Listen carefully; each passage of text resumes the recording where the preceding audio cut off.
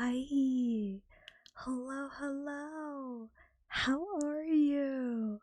It's so nice to see you again. My name is Eulith, and welcome back to my channel. Today, I will be reading to you another Grimm's fairy tale, and I think I picked one today that you might know actually, because the fairy tale I will be covering today is called Der gestiefelte Kater, or Puss in Boots in English.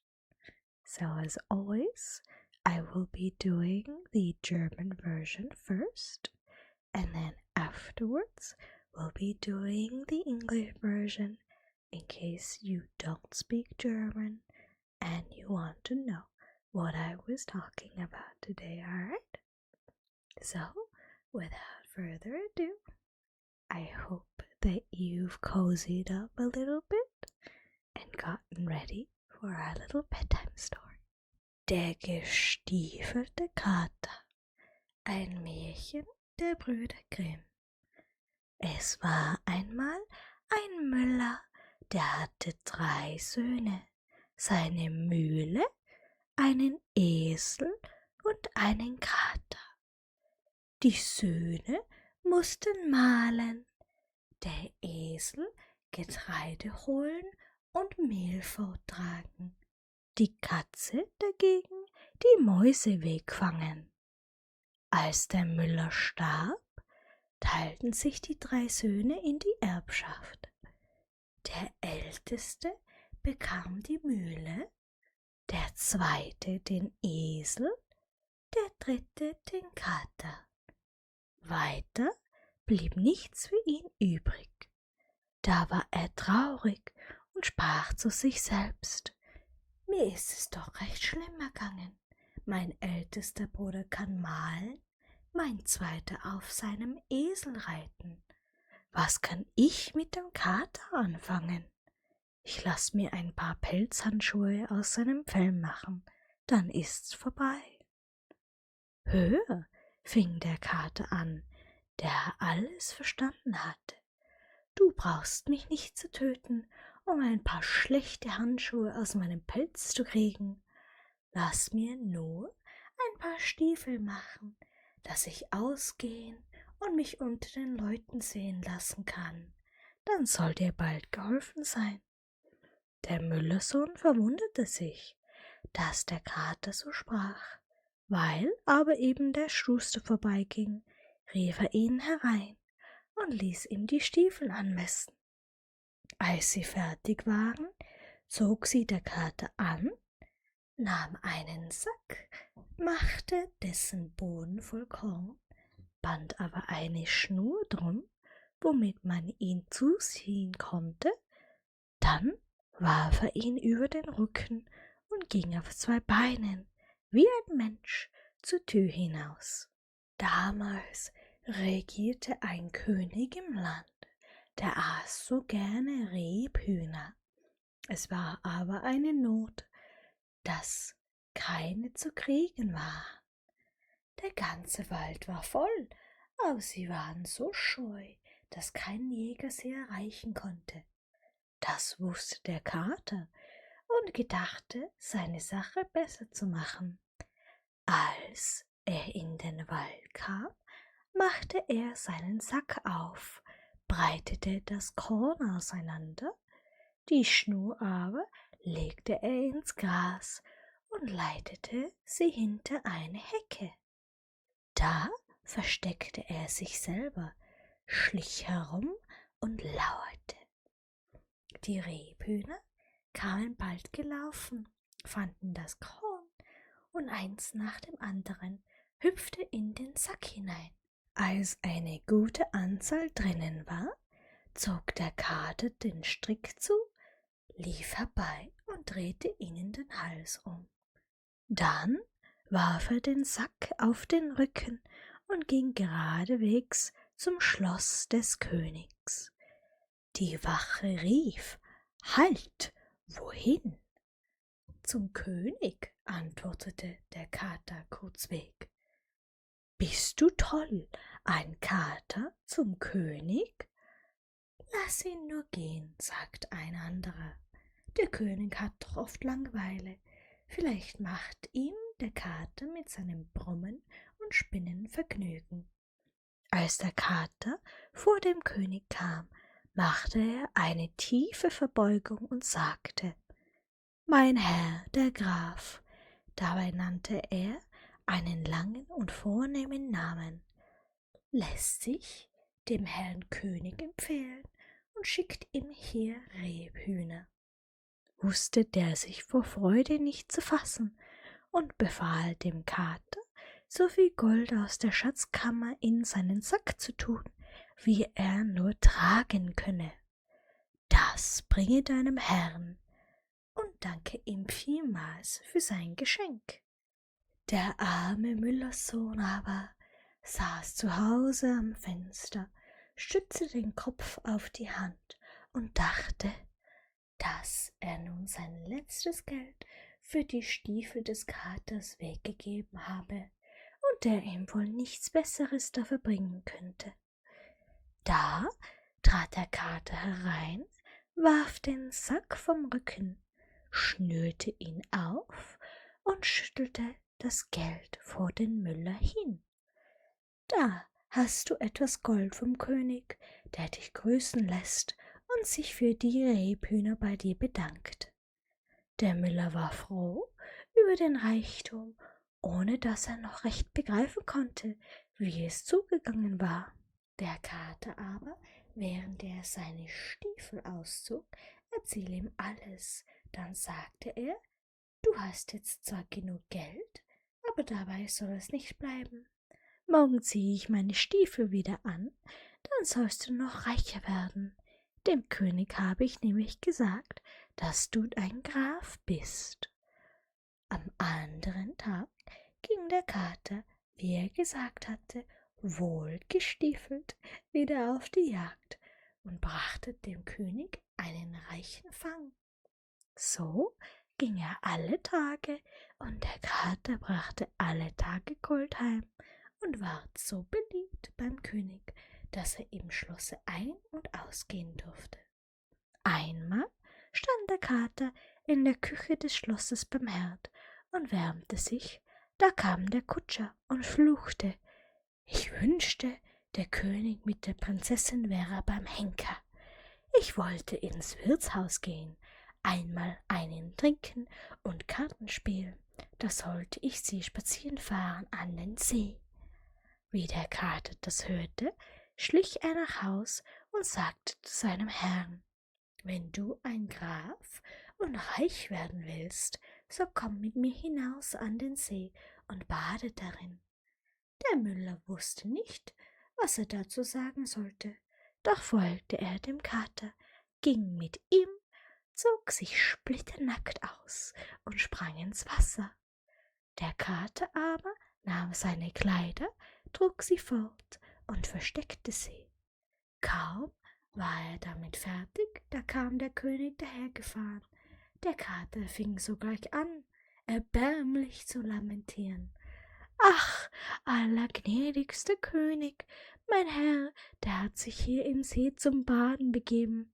Da ist ein Dieb gekommen und hat ihm die Kleider gestohlen, die am Ufer lagen.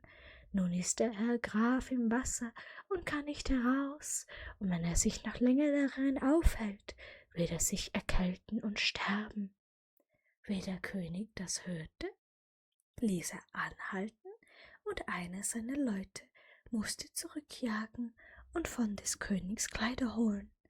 Der Graf zog dann auch die prächtigen Kleider an, und weil ihm ohnehin der König wegen der Rebhühner, die er meinte, von ihm empfangen zu haben, gewogen war, so musste er sich zu ihm in die Kutsche setzen. Die Prinzessin war auch nicht bös darüber, denn der Graf war jung und schön, und er gefiel ihr recht gut. Der Kater aber war vorausgegangen und zu einer großen Wiese gekommen, wo über 100 Leute waren und Heu machten. »Wem ist die Wiese, ihr Leute?« fragt der Kater. »Dem großen Zauberer.« »Hört, jetzt wird gleich der König vorbeifahren. Wenn er wissen will, wem die Wiese gehört, so antwortet, dem Grafen.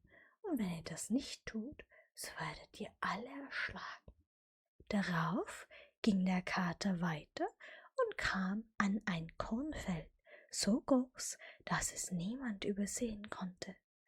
Da standen mehr als 200 Leute und schnitten das Korn. »Wem gehört das Korn, ihr Leute?« »Dem Zauberer.« »Hört, jetzt wird gleich der König vorbeifahren. Wenn er wissen will, wem das Korn gehört, so antwortet, dem Grafen. Und wenn er das nicht tut, so werdet ihr alle erschlagen.« Endlich kam der Kater an einen prächtigen Wald. Da standen mehr als 300 Leute, fällten die großen Eichen und machten Holz. »Wem ist der Wald, ihr Leute?« »Dem Zauberer.« »Hört, jetzt wird gleich der König vorbeifahren. Wenn er wissen will, wem der Wald gehört, so antwortet, dem Grafen.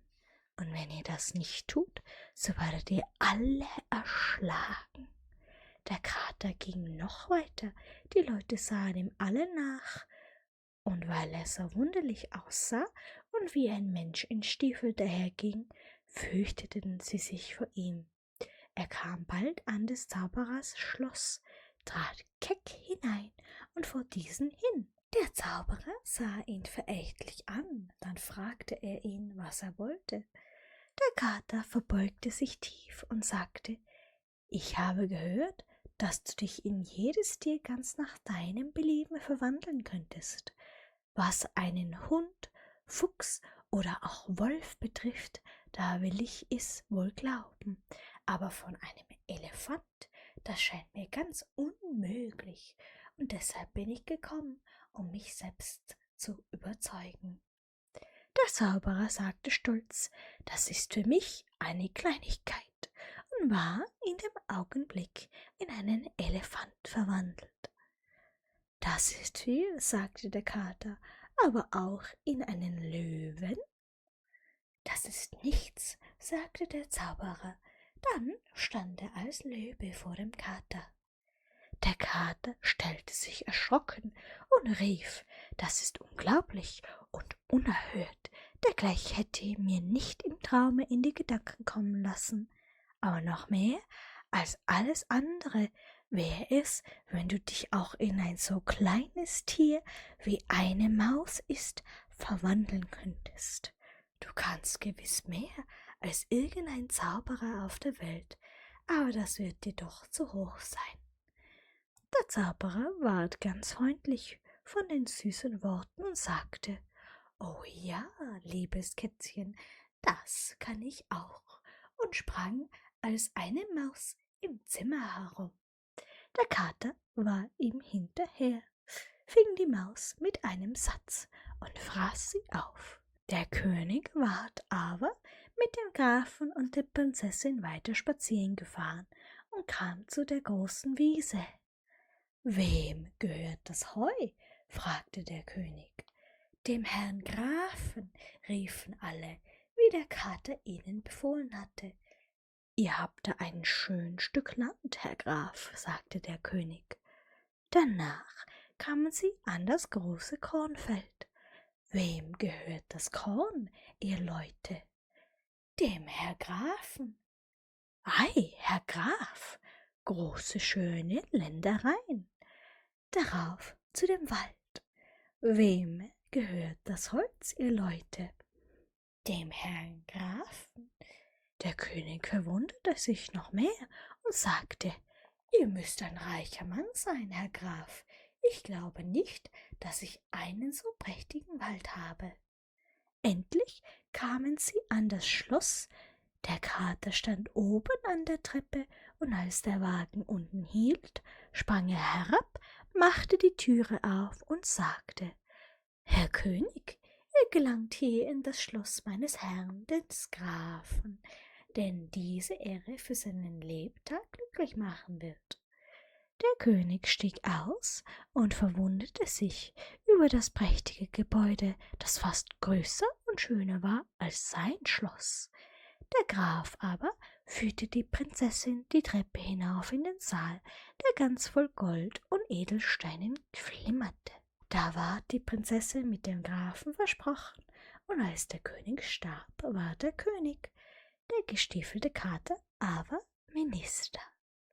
And that was it, at least for the German version.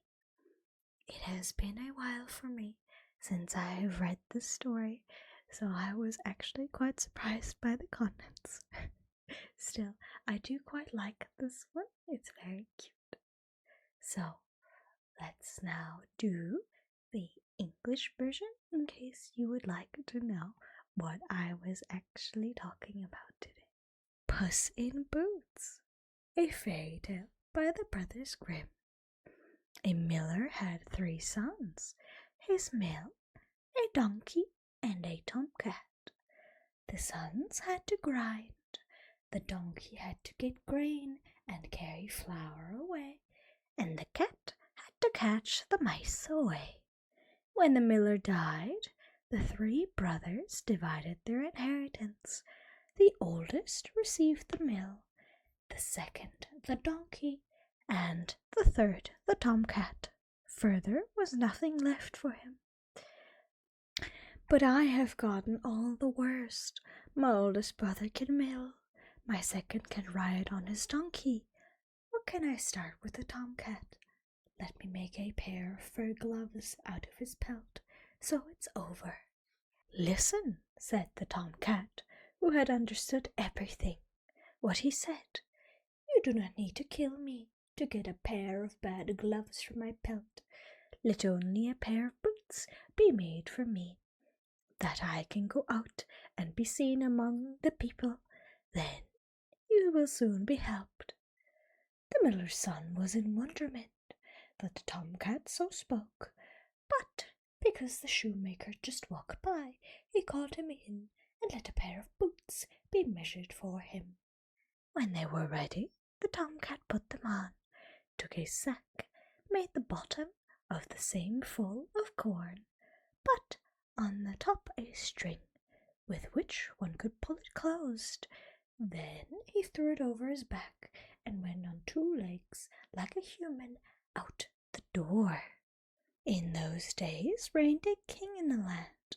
He liked to eat partridges so much there was a need that none were to be gotten. The whole forest was full, but they were so shy that no hunter could reach them. The tomcat knew that and considered to do his matter better. When he came into the forest, he made the sack open, spread the corn apart, but the cord he laid into the grass and led it behind a hedge. There he hid himself, snuck around and lurked. The partridges soon came running, and one after the other hopped into the sack. When a good quantity was in it, the tomcat pulled the cord closed, ran to, and twisted their heads around. Then he threw the sack over his shoulder and went straight away to the king's palace. The watch cried, "Halt! Where to?" "To the king," answered the tomcat quickly. "Are you crazed? A tomcat to the king?" "Just let him go," said another. "The king has often boredom. Maybe the tomcat makes him amused with his humming and spinning." When the tomcat came in front of the king, he made a reverence and said, "My lord, the count." With that he named his long and distinguished name, lets himself be recommended to the Lord King, and sends him these partridges that he just caught in slings. The king, astonished over the beautiful fat partridges, knew not out of pleasure how to contain himself, and commanded that the tomcat be given as much gold out of the treasure chamber into his sack as he could carry. That bring to your lord, and thank him again many times for his gift. But the poor miller's son sat at home at the window, supported his head on his hand, and thought that he had spent his last for the tomcat's boots, and what large things will he be able to bring back? Thereon the tomcat stepped in, threw the sack from his hack, untied it open, and shook the gold in front of the miller. There you have something for the hoots. The king also greets you and says many thanks to you. The miller was glad over the wealth without understanding rightly how it came to be. But the tomcat, as he took off his boots, told him everything. Then he said, "You do have enough money now, but it should not stay with that. Tomorrow I will put on my boots again, and you will become richer still. I also told the king that you are a count." On the next day, the tomcat went, as he had said, well booted, to hunting again, and brought the king a rich catch. So it went all days, and the tomcat brought gold home all days, and was so popular as one by the king that he was allowed to come in and go out and prowl around in the palace where he wanted. One time the tomcat stood in the king's kitchen by the stove and warmed himself. Thereon came the coachman and cursed, "I wish the king and the princess were at the executioner.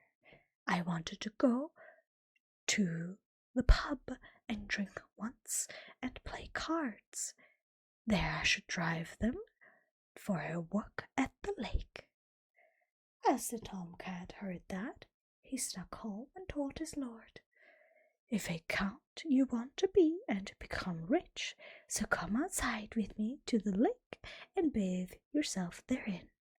The miller did not know what he should say to that, but followed the tomcat, went with him, undressed, splinter naked, and sprang into the water. But the tomcat took his clothes, carried them away, and hid them. No sooner was he finished with that, thereon came the king driven by. The tomcat immediately began pathetically to lament, "Oh, all merciful king, my lord bathed himself here in the lake. Thereon a thief came and stole his clothes that lay on the shore. Now the lord count is in the water and cannot come out, and if he stays in longer he will catch cold and die." When the king heard that, he called halt, and one of his people had to chase back, and of the king's clothes bring hack. The lord count put on the magnificent clothes, and because the king, anyway, for the partridges, that he thought to have received from him, held his worth, so he had to sit with them in the carriage. The princess was also not upset over it, because the count was young and handsome, and she liked him quite well. But the tomcat went ahead and came to a large grass field, where over 100 people were making hay. "Who does this grass field belong to, you people?" said the tomcat. "The great magician." "Listen, the king will soon drive by. When he asks who the grass field belongs to, so answer, 'The count,' and if you do not, you will all be struck dead." Thereon the tomcat went further and came to a grain field so large that no one could oversee it. There stood more than 200 people and cut the grain. "Whose grain is this, you people?" "The magician's." "Listen, the king will drive by now. When he asks who the grain belongs to, so answer, 'The count,' and if you do not do that, you will all be struck dead." Finally, the tomcat came to a magnificent forest. There stood more than 300 people, felled the big oaks, and made wood. Whose forest is this, you people? The magician. Listen, the king will drive by now. When he asks who the forest belongs to, so answer, the count. And if you do not do that, you will all be killed. The tomcat went still further. The people all looked after him, and because he looked so wonderly, and as a human walked in the boots, they were afraid of him. He soon came to the magician's palace, stepped boldly in and in front of him. The magician looked at him contemptuously and asked him what he wanted. The tomcat made a reverence and said, I have heard that you could transform yourself into every animal you choose by your own will. What a hound, fox, or even wolf concerns, that I will well believe. But of an elephant, that seems to be quite impossible to me, and therefore I have come to convince myself. The magician said proudly, That is a trifle to me, and in that wink of an eye was transformed into an elephant. That is much, but also in a lion. That is also nothing, said the magician, and stood as a lion in front of the tomcat. The tomcat made as if startled and cried, That is unbelievable and unheard of. The same I would never had dreamt of coming into my thoughts, but more still all else it would be if you could transform yourself into such a small animal as a mouse is. You can certainly do more than any other magician in the world, but that will be certainly too high for you. The magician was very friendly from the sweet words and said, Oh yes, dear cat, that I can also, and sprang as a mouse around the room. The tomcat was after him, caught the mouse with one jump, and ate him up. But the king was still driving for a walk with the count and the princess, and came to the large field. Who does they belong to? Asked the king. The Lord Count, cried all, as the tomcat had commanded them. Thou have a pretty piece of land, Lord Count, said he. Thereafter they came to the large grain field. Who does the grain belong to, you people? The Lord Count. Oh, Lord Count, large big estates. Thereon to the forest. Who does the wood belong to, you people? The Lord Count. The king was astonished even more and said, Thou must be a rich man, Lord Count. I do not believe that I have such a magnificent forest. Finally they came to the palace. The tomcat stood on top of the stairs, and as the wagon stopped below, he sprang down, opened the door, and said, Lord King, thou comest to the palace of my lord, the Count, that this honours him and makes him happy his life day long. The king stepped out and marvelled at the magnificent building that was almost larger and more beautiful than his own palace. But the count led the princess up the stairs into the hall that was shimmering with gold and precious stones. Thereon the princess was promised to the count, and when the king died, he was king, but the booted tomcat became first minister. So that was the English version of our story. I did have to change some things a little bit because the translation was a little funky, but that is okay. The overall plot of the story is still very much the same. So like I said, the story is quite cute, at least to me. But of course, I would like to know what you think of these stories as well, so let me know. And as always, thank you for listening to me today, whether you just wanted to listen to a little bit of German, or whether you wanted to learn about these fairy tales. I always appreciated that you decide to stop by.